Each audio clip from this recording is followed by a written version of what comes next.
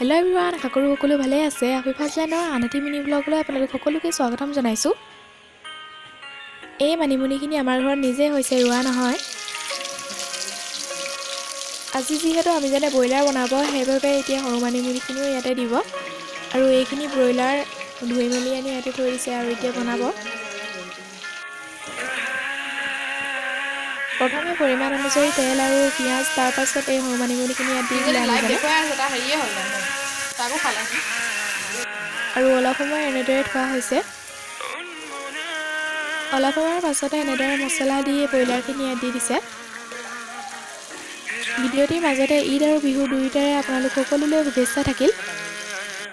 বনাই হ'বলৈ হোৱাৰ সময়তে এনেদৰে জলকীয়া কেইটামান ইয়াৰ ওপৰতে ভাঙি দিছে আৰু অলপ সময়ৰ পাছতে এইখিনি ৰেডি হৈ গ'ল। বহুত টেষ্টি হৈছিল খাবলৈ, আপোনালোকেও খাব পাৰে এনেদৰে বনাই। ভিডিঅ'টি ভাল পালে যদি like, share, comment and subscribe কৰি দিব। Bye bye.